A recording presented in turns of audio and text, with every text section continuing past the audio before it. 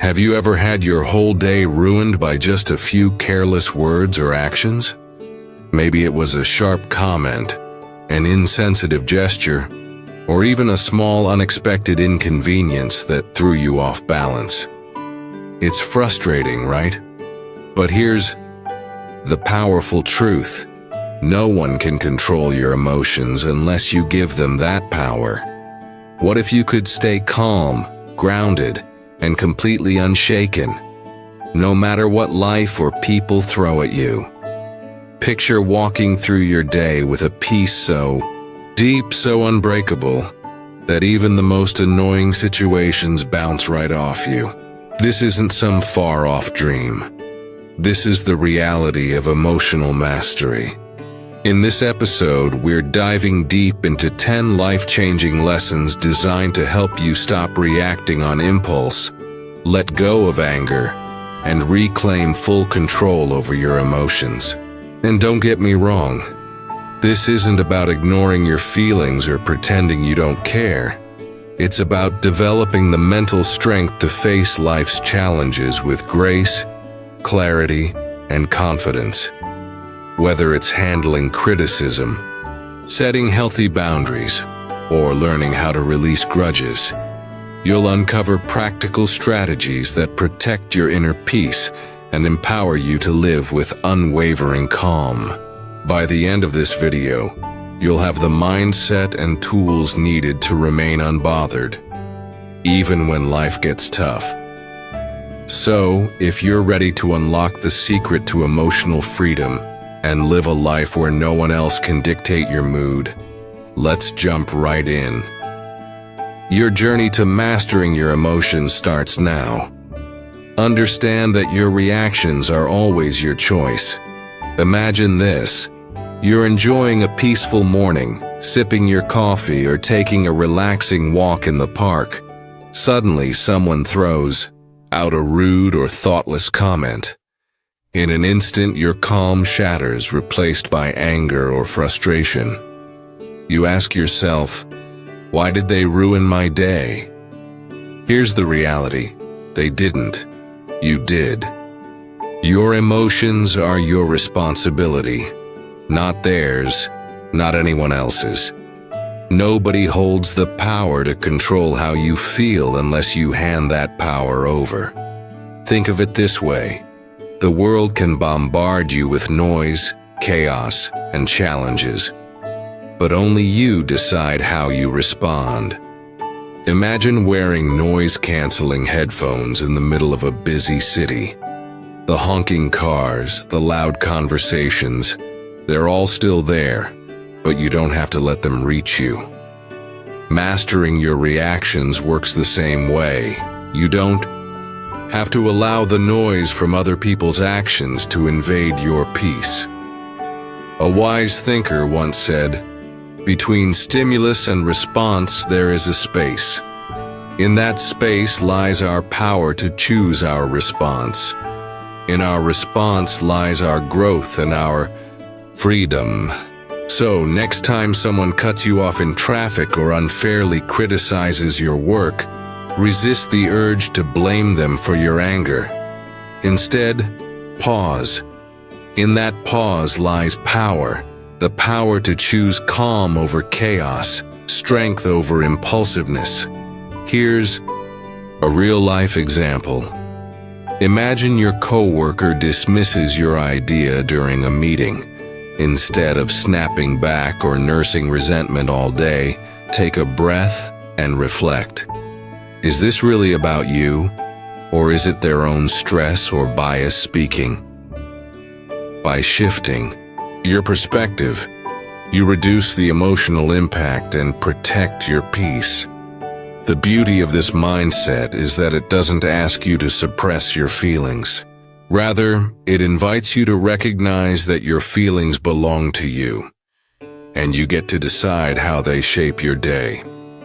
Building on the idea of mastering your own reactions, remember that emotions like anger, frustration, and disappointment are natural, but they don't have to control what you do next.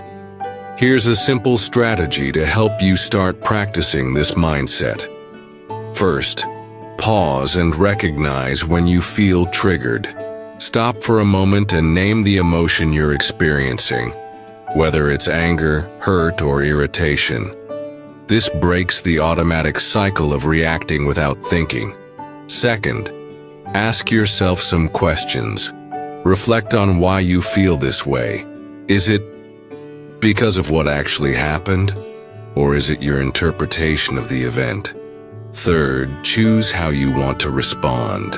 Decide to act based on your core values and your long-term peace, not the heat of the moment. Imagine the freedom of going through life unbothered by other people's actions, the rude stranger, the careless comment, the minor inconvenience. All of these lose their power over you when you take control of your reactions. In every moment you have a choice. You can let others dictate your emotions, or you can reclaim your power and protect your peace.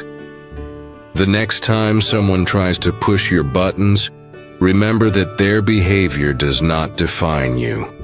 Your reaction does. And by choosing calm, you gain not only emotional mastery but true freedom. Lesson 2. Stop expecting people to behave the some way you would. When you find yourself needing support but no one is there, disappointment washes over you and you think, how could they be so inconsiderate? I would never treat them that way. Here's the hard truth. People don't operate according to your standards or values. They act based on their own. Expecting others to think, behave, or respond as you would is like trying to control the weather. It's impossible, and only leads to frustration. Think of it this way. Everyone is walking their own path, shaped by their experiences, beliefs, and priorities. When someone does something that annoys or hurts you, it's often not a reflection of you but a reflection of them.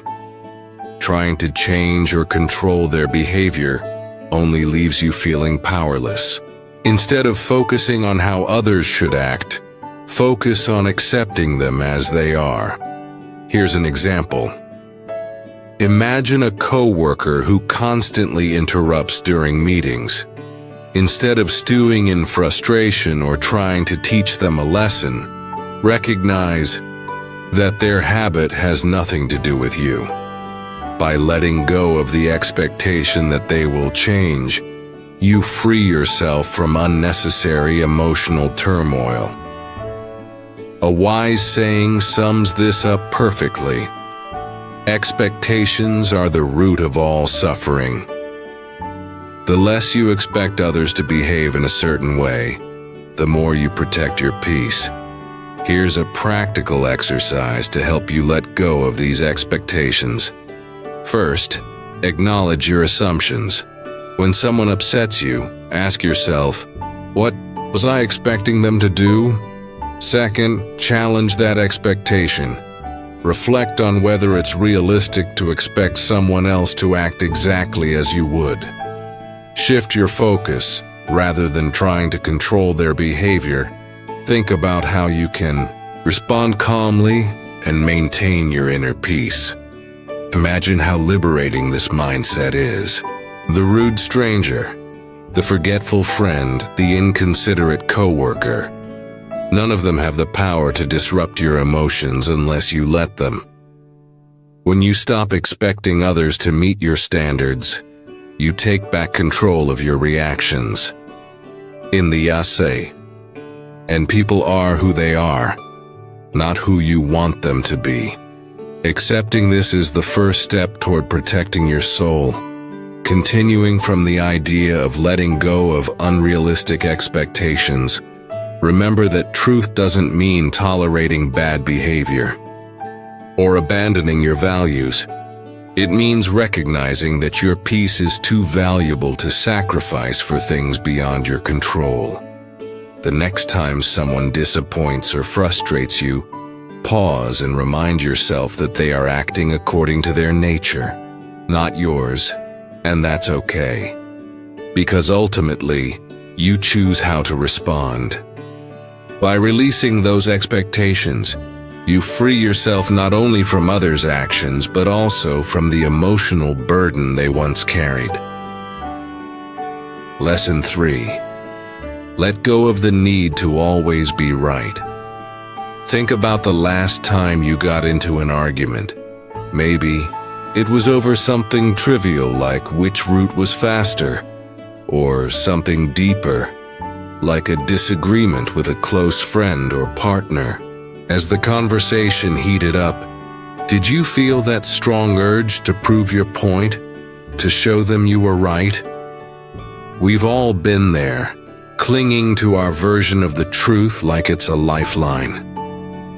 But here's the thing, the need to always be right is exhausting and unnecessary.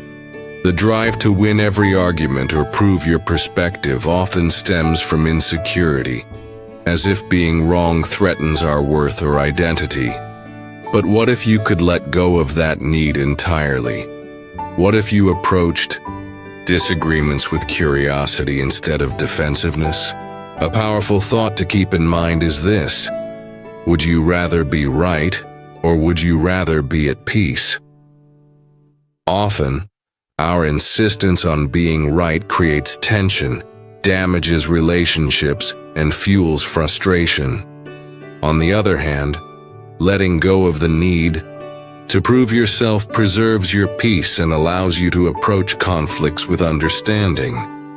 Imagine someone accuses you unfairly. Your instinct might be to defend yourself, argue your case, or point out their flaws in return. But what if you paused and asked yourself, is it worth my energy to prove them wrong? Will this argument change anything important in my life? Indeed. The answer is no. Here's an example. A friend insists that their way of handling a problem is better than yours. Instead of diving into a debate, you could say, I see where you're coming from, and I respect your perspective. By doing this, you not only diffuse tension, but also maintain your calm and avoid unnecessary conflict. The Taoist philosopher Lao Tzu offers timeless wisdom. He who is attached to his views will never grow. Letting go of the need to be right doesn't mean abandoning your principles or silencing your voice. It means recognizing that not every disagreement needs to end with your point winning. It's about choosing when to engage and when to step back. Here's how to start practicing this mindset. 1. Pause before responding. When you feel the urge to argue, take a deep breath and reflect on whether it's worth your energy. 2. Seek understanding instead of trying to win. Ask questions to understand the other person's perspective. This often de-escalates conflict. 3. Pick your battles. Save your energy for disagreements that truly matter, those that align with your values or affect significant outcomes. Over time, you'll find that letting go of the need to always be right brings immense freedom. You'll start noticing how much lighter and calmer you feel when you stop trying to control every conversation or prove every point. Arguments lose their grip on your emotions because you've chosen peace over pride. Remember, your value isn't tied to winning debates or proving your intelligence. It's in how you carry yourself, protect your energy, and maintain your inner peace. The next time you're tempted to argue, pause and remind yourself, being right won't make me happy, but being calm will. And in that moment, you'll experience the true power of letting go. Building on the lesson about letting go of the need to always be right, Now let's explore how not to let others' words define your self-worth. Have you ever been excited to share an idea you're passionate about, only to be interrupted by someone with a dismissive comment? Their words cut deeply, and suddenly the confidence you had disappears. Why does this happen? It's because we often let other people's words shape how we see ourselves. But here's the truth. Your worth is not determined by someone else's opinion. It's not tied to their compliments, criticisms, or judgments. When you rely on others to validate you, you hand them the power to control your emotions. True emotional freedom comes when you take that power back. Let's consider an example. A colleague criticizes your work, not constructively, but in a way that feels harsh or personal. Your instinct might be to defend yourself or feel disheartened. But what if instead of reacting immediately, you paused and reminded yourself that their words reflect their perspective, not your value? By detaching your worth from their opinion, you protect your peace and maintain your focus. Marcus Aurelius captured this wisdom perfectly. It never ceases to amaze me that we all love ourselves more than other people, but care more about their opinions than our own. This isn't about ignoring feedback or dismissing others entirely. It's about filtering what truly matters. Constructive criticism can help you grow, but unwarranted negativity doesn't deserve space in your mind. Here's how to stop letting others' words define your worth. First, pause before reacting. When someone's words sting, take a moment to breathe. This pause gives you the chance to choose your response instead of reacting impulsively. Second, separate fact from opinion. Ask yourself if there is truth in what they are saying or if it's just their perspective. Focus on what helps you grow and let the rest go. Third, reaffirm your worth. Remind yourself that your value isn't tied to anyone else's approval. Your worth is intrinsic and independent of external validation. The philosopher Laozi offers another layer of wisdom. Care about what other people think, and you will always be their prisoner. Letting go of the need for validation doesn't mean you stop caring about people. It means you stop caring about opinions that don't serve your growth. By doing so, you free yourself from unnecessary emotional weight. The next time someone's words challenge your confidence, pause and ask yourself, am I letting this define me, or can I choose to focus on what I know to be true about myself? That moment, you reclaim your power and remind yourself that no one's words can diminish your value unless you let them. True strength lies not in avoiding criticism, but in knowing your worth regardless of it. When you stop letting others' words define you, you create space for authenticity, confidence, and peace. And that's a life no one can take from you. Lesson 5. Protect your energy by setting boundaries. Picture this. A friend calls you in the middle of your busy day, asking for help with something they could probably handle on their own. Or maybe a coworker dumps a last-minute task on you, assuming you'll say yes. You feel the weight of obligation, but also the frustration of knowing this will disrupt your plans. Why is it so hard to say no? Here's the truth. Protecting your peace requires setting boundaries, and boundaries aren't selfish, they're necessary. Without them, you let others dictate your time, energy, and emotional well-being. Saying yes to everyone else often means saying no to yourself. A powerful reminder comes to mind. You can't pour from an empty cup. If you're constantly giving, Without protecting your energy, you'll find yourself burned out, resentful, and disconnected from your own needs. Boundaries are how you safeguard your emotional freedom while maintaining healthy relationships. Think about this. When someone oversteps your boundaries, it's not their fault. It's yours for not clearly defining and upholding them.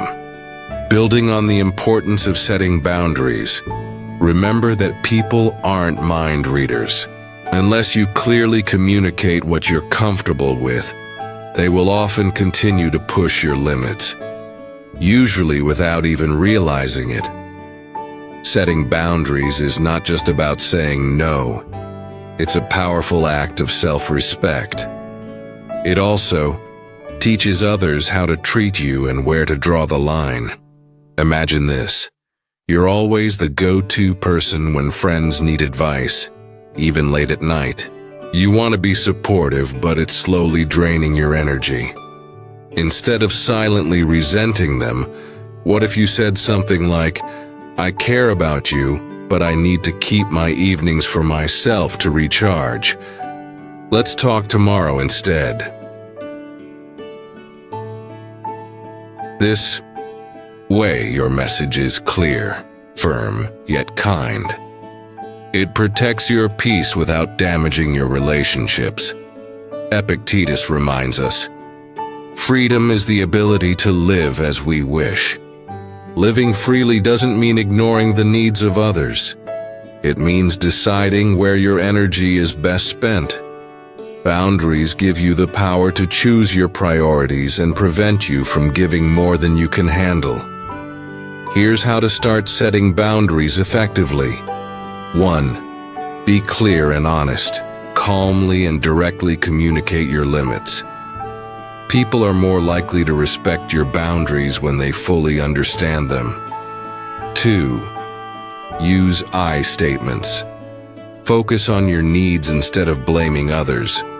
For example, say, "I need some quiet time after work," rather than, "You're always bothering me." 3. Stick to your boundaries. Once you set a limit, uphold it consistently. Consistency shows others you're serious about protecting your space. Laozi offers this perspective.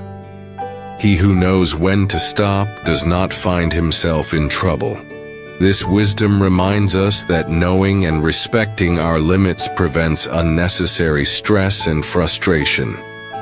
Remember, boundaries aren't walls built to shut people out. They're bridges to healthier, more balanced relationships. The next time you feel overwhelmed or taken for granted, pause and ask yourself, have I clearly communicated my needs? Am I honoring my own boundaries? By setting limits, you free yourself from unnecessary obligations and reclaim your energy for what truly matters. Remember, you're not responsible for managing everyone else's feelings or fixing their problems. Your primary responsibility is to yourself, your peace, your time, and your emotional well-being. So protect your energy, set your boundaries, and notice how much lighter and more in control you feel. When you prioritize yourself, you give the best version of yourself to the world. Lesson 6. Detach from the opinions of others. Imagine this. You share an idea you're proud of with a group, but instead of support, you face criticism or indifference. That sting of disappointment is real. It can spiral into self-doubt. But here's a question to ask yourself. Why does their opinion carry so much weight? The need for approval is deeply ingrained in us, but relying on external validation is like chasing shadows. You'll never truly catch it. Emotional freedom begins when you stop letting others' opinions define your worth. Think of it this way. Everyone views the world through their own lens, shaped by their experiences, biases, and insecurities. What someone says about you often reveals more about them than about you. When you internalize their opinions, You give them power over your emotions and decisions. So why let someone else control your story? Here's a simple but powerful thought to remember. Your worth isn't up for debate. It's not tied to what others think of you, whether praise or criticism. It's something intrinsic, unshaken by external noise. Let's consider a practical example. Imagine you're wearing a brand new outfit you love, and a coworker casually says, "That's an interesting choice." You could let their comment shake your confidence, or remind yourself that their opinion doesn't diminish your joy. When you detach from the need for approval, you free yourself to live authentically and confidently. Building on the lesson about detaching from others' opinions, now let's explore how to live authentically without being controlled by what others think. The Stoic philosopher Epictetus said, "If you want to improve, be content to be thought foolish and stupid." This might sound harsh, but it's liberating. Growth often requires going against the grain, or doing things others might not understand.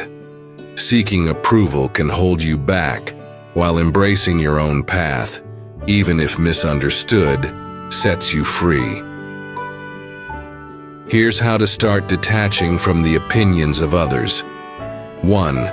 Question their importance. When someone's opinion bothers you, ask yourself, why does this matter to me? What authority do they have over my life? 2. Reaffirm your values. Focus on what truly matters to you, not what others expect. Ground yourself in your goals and principles. 3. Practice letting go. When criticism or judgment arises, acknowledge it without clinging to it. Picture their words as leaves floating down a stream. There, but not lasting. Laozi offers another perspective. Care about people's approval, and you will always be their prisoner. This doesn't mean ignoring feedback or isolating yourself. It means filtering out what doesn't serve you. Constructive criticism helps you grow, but unwarranted judgment is theirs to carry, not yours. Think of detaching from opinions like shielding yourself from bad weather. The rain may fall, but it doesn't have to soak you. By focusing on your own inner compass, you remain grounded no matter how others perceive you. The next time someone's words shake your confidence, pause and ask yourself, am I living for them or for me?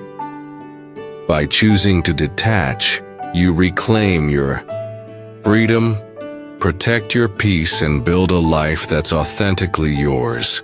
Remember, your path is yours alone, and it's far too important to be swayed by fleeting opinions. Lesson 7. Respond with silence, not anger. Imagine you're in a heated argument. Someone says something hurtful or intentionally provocative. You feel anger rising, your heart pounds, your face flushes, and your instinct is to fire back with a cutting remark. But what if, instead of reacting, you simply say nothing? Silence is one of the most powerful tools you have when dealing with negativity from others. It's not about conceding or avoiding confrontation. It's about choosing calm over chaos. Responding with silence doesn't mean you're weak. It means you're strong enough to value your peace more than the need to retaliate. There is wisdom in this. The less you respond to negativity, the more peaceful your life becomes. Silence speaks volumes. It says, I won't let your behavior control me.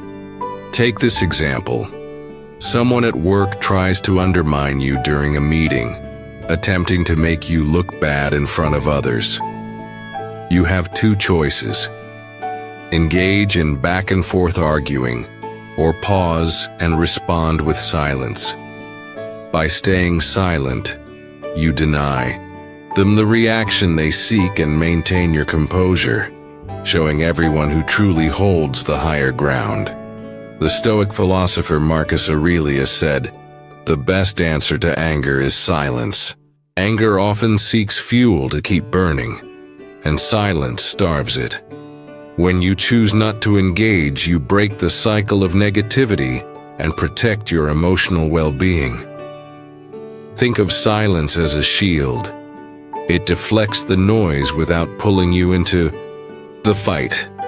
Building on the power of silence, now let's explore how to respond wisely to provocation and how to use gratitude as a tool to dissolve anger. In moments of provocation, pause before reacting. When someone says something hurtful or provocative, take a moment to breathe. Silence creates space for clarity and gives you the chance to avoid reacting impulsively. Listen without defending. Sometimes people just want to vent or be heard. Let them speak without interruption, and don't feel the need to explain yourself. This shows respect and helps you stay calm. Speak only when necessary. If a response is needed, keep it calm, measured, and to the point. A Buddhist teaching reminds us, speak only if it improves upon the silence. This doesn't mean suppressing your feelings, but choosing when and how to express them. Think about how often we regret words spoken in anger. Silence removes that regret, allowing you to reflect, reassess, and respond thoughtfully rather than impulsively. Often silence says more than words ever could. The next time someone tries to provoke you, pause and ask yourself, will responding add value or just escalate the situation? By choosing silence, you protect your peace, demonstrate strength, and maintain control of the narrative. Remember, silence isn't the absence of a response. It's the presence of wisdom. It's the ability to rise above the noise and say, "Your words don't control me. My peace does." That's how you win the battle without raising your voice. Lesson 8. Practice gratitude to dissolve anger. Imagine having one of those days when everything seems to go wrong. Your plans fall apart, someone makes a rude comment, and even small inconveniences feel unbearable. Anger starts bubbling up and you wonder, why does everything have to be so difficult? Pause for a moment. What if instead of focusing on what's going wrong, you shift your attention to what's going right? Gratitude has a way of turning anger into calm and reframing even the worst moments as opportunities for perspective and peace. Here's a powerful truth. You cannot feel grateful and angry at the same time. Gratitude acts like a mental reset button, pulling you out of the spiral of negativity and reminding you of the good that still exists, even in frustrating situations. Take a simple example. You're stuck in traffic, running late for an important appointment. Instead of fuming at the cars ahead, try this. Take a deep breath and think of 3 things you're thankful for. Maybe it's that you have a car, the opportunity you're heading towards, or even just the music playing on the radio. It may seem small, but this shift can transform your emotional state almost instantly. The philosopher Cicero said, "Gratitude is not only the greatest of virtues, but the parent of all others." Gratitude doesn't just dissolve anger. It builds resilience, fosters patience, and helps you focus on what truly matters. It's a tool you can use anytime, anywhere to protect your peace. Here's how to make gratitude a daily habit. 1. Pause and reflect. When anger starts rising, take a moment to breathe and ask yourself, What is one thing I can be thankful for right now? 2. Keep a gratitude journal. At the end of each day, write down 3 things that went well, no matter how small. This trains your mind to look for the positive. 3. Use gratitude to reframe challenges. When facing difficulties, think about what you can learn or how the situation could be worse. For example, if someone criticizes you harshly, instead of letting anger take over, try reframing it. I'm grateful for the chance to learn from this feedback, even if it wasn't delivered kindly. This doesn't excuse their behavior, but it keeps you in control of your emotions. This reminds us, let us rise up and be thankful for what we have. Building on the practice of gratitude, now let's explore how to reframe criticism as a tool for growth.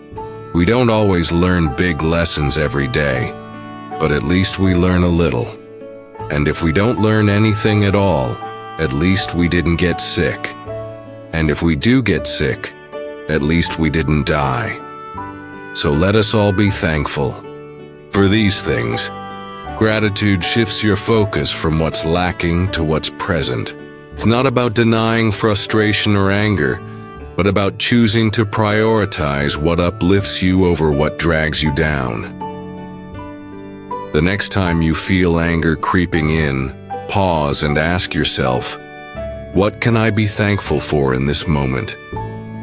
You'll find that gratitude doesn't just dissolve anger. It replaces it with calm, clarity, and a sense of control. In those moments, you'll realize peace isn't something you find. It's something you create. Lesson 9. Reframe criticism as a tool for growth. Imagine this. You've just shared an idea you're proud of, maybe at work, with friends, or online, and someone immediately shoots it down with harsh criticism. Your first instinct might be defensiveness or even anger. It's natural to feel that way when your efforts are met with negativity. But what if you could reframe criticism, seeing it not as an attack but as an opportunity to grow? Criticism, no matter how it's delivered, holds value if you're willing to look for it. It can reveal blind spots, challenge your thinking, or push you to improve. When you shift your perspective, criticism stops being a source of frustration and becomes a tool for self-betterment. Here's an example. Imagine you're preparing a presentation and a colleague points out several flaws in your work. You could dismiss them thinking, they're just trying to undermine me. Or you could pause and reflect, is there truth in what they're saying? How can I use this feedback to improve? By choosing the second approach, you turn what might feel like an attack into a stepping stone. A wise saying captures this perfectly. Criticism, like rain, should be gentle enough to nourish growth, without destroying roots. This doesn't mean all criticism is valid or worth your attention. Some people criticize out of envy, ignorance, or malice. The key is to filter what you hear, keeping what's constructive and discarding what's not. Here's how to handle criticism with grace. 1. Pause before reacting. When faced with criticism, take a moment to breathe. This helps you avoid reacting emotionally. 2. Evaluate the source. Consider who is giving the feedback. Do they have your best interests in mind? Is their perspective informed? 3. Find the lesson. Even poorly delivered criticism can carry valuable insight. Ask yourself, what can I learn from this? Let's take a more personal example. Imagine a family member makes a critical remark about your choices, like your career or lifestyle. Instead of arguing or shutting down, You could say, "I hear your concerns. I'll think about what you've said." This response shows maturity and gives you a chance to reflect later without escalating conflict. Epictetus offers a timeless reminder. If anyone tells you that a certain person speaks ill of you, do not make excuses about what is said of you, but answer, "He does not know my other faults, else he would not have mentioned only these." This Stoic wisdom reminds us not to take criticism too personally, but to see it as part of the journey toward self-improvement. The next time someone critiques you, ask yourself, what can I learn from this feedback? Is this criticism about me, or does it reflect more about them? How can I grow from this moment? Laozi reminds us, knowing others is intelligence. Knowing yourself is true wisdom. When approached with the right mindset, criticism is a mirror that helps you understand yourself better. It's not always comfortable, but growth rarely is. By welcoming feedback even when it stings, you develop resilience, humility, and a stronger sense of self, building on the power of reframing criticism. Now let's explore the art of letting go, one of the most essential skills for mastering your emotions. When criticism comes your way, pause and reframe it. Don't see it as an obstacle, but as a stepping stone toward becoming your best self. Remember, growth often hides in discomfort. Those who embrace it unlock a strength no criticism can shake. Lesson 10. Master the art of letting go.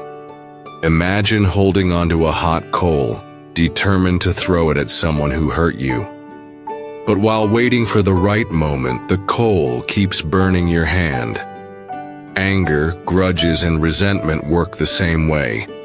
They harm you far more than the person who caused your pain. True strength lies not in holding on, but in letting go. Letting go doesn't mean forgetting or condoning what happened. It means releasing the emotional weight that drags you down, freeing yourself from the control of the past. When you let go, you reclaim your energy, your peace, and your ability to focus on the present. The Buddha put it beautifully. Holding on to anger is like drinking poison and expecting the other person to die. Think about a time when someone wronged you. Maybe it was a betrayal, an unfair judgment, or an unkind word. How much time have you spent replaying that moment in your mind? How much energy have you wasted imagining confrontations or seeking revenge? Letting go is the antidote to this endless cycle. It allows you to move forward instead of staying trapped in the past. Here's an example. Imagine you're at work and a colleague takes credit for your idea. You could spend days stewing over the injustice, letting it affect your mood and productivity. Or you could let it go, recognizing that your worth isn't tied to one moment of recognition. By choosing the latter, you protect your peace and focus on what truly matters, your growth and future opportunities. Laozi offers profound wisdom. When I let go of what I am, I become what I might be. Letting go isn't just about releasing anger or resentment. It's also about letting go of perfectionism, fear of failure, or the need for control. It's about embracing life as it is, with all its unpredictability, and finding freedom in acceptance.